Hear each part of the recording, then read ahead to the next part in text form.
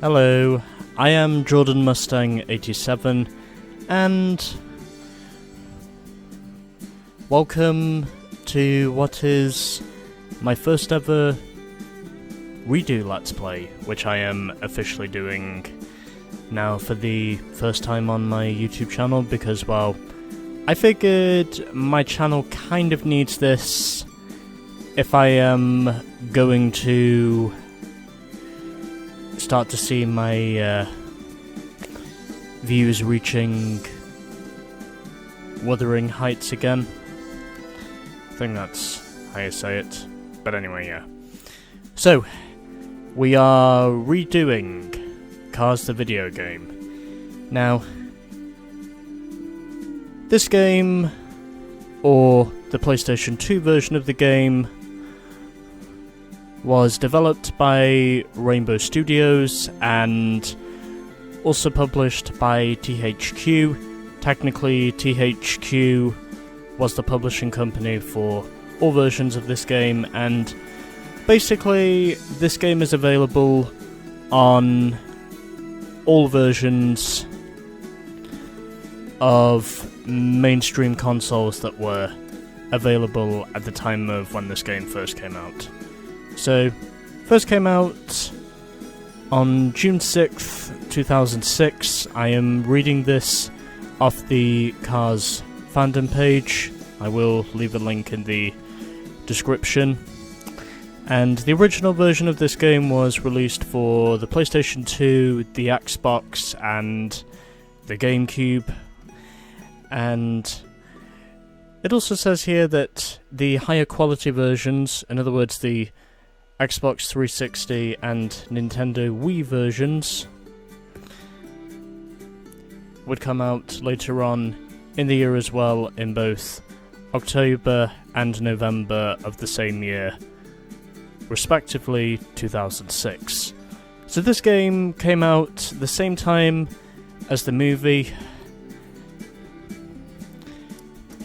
Hard to believe, when I originally did a playthrough of this game in 2021, it was the first time in 10 years I'd actually played through this game, officially, or just under 10 years.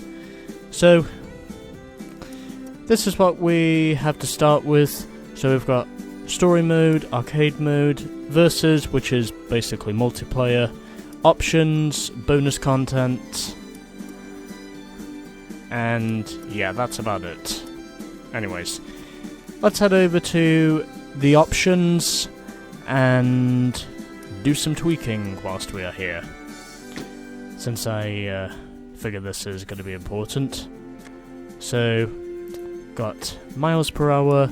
I'm going to go for the widescreen setting because, well, I figure I am trying to do all of my playthroughs using a 16:9 ratio. Well, any games I'm playing on PlayStation 2 or above.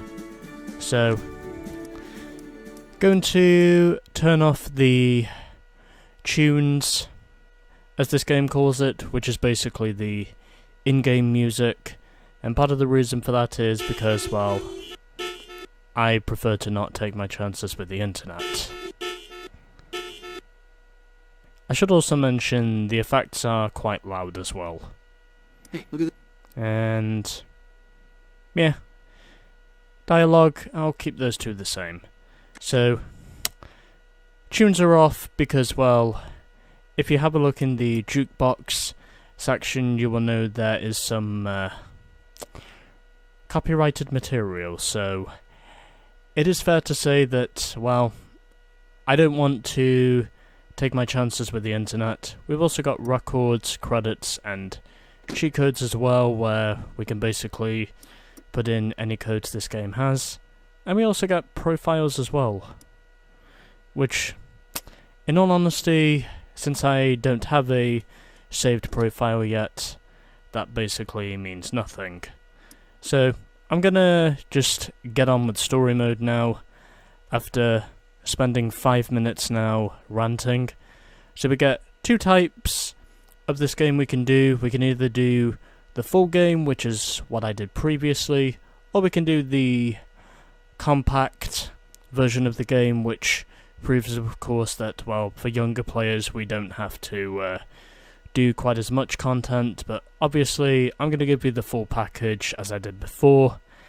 And coming from someone who is a licensed driver, officially, because, well, that's what I am, I'm going to do the full-size career just as I did before with this game. Or full-sized story mode, I should say. And I will be starting off this game by introducing you to the Radiator Springs Grand Prix. We also get the controls in front of us as well. Over to you, cutscene. Speed. 1 winner, 4 losers. Okay, let's do this.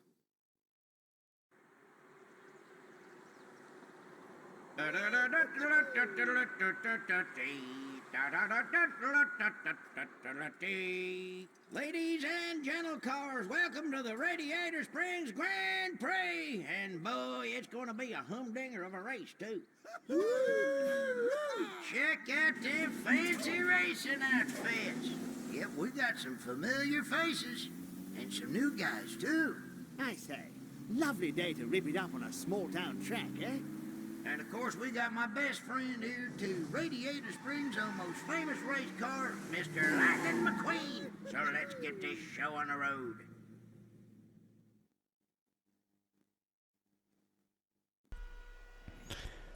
Alrighty then.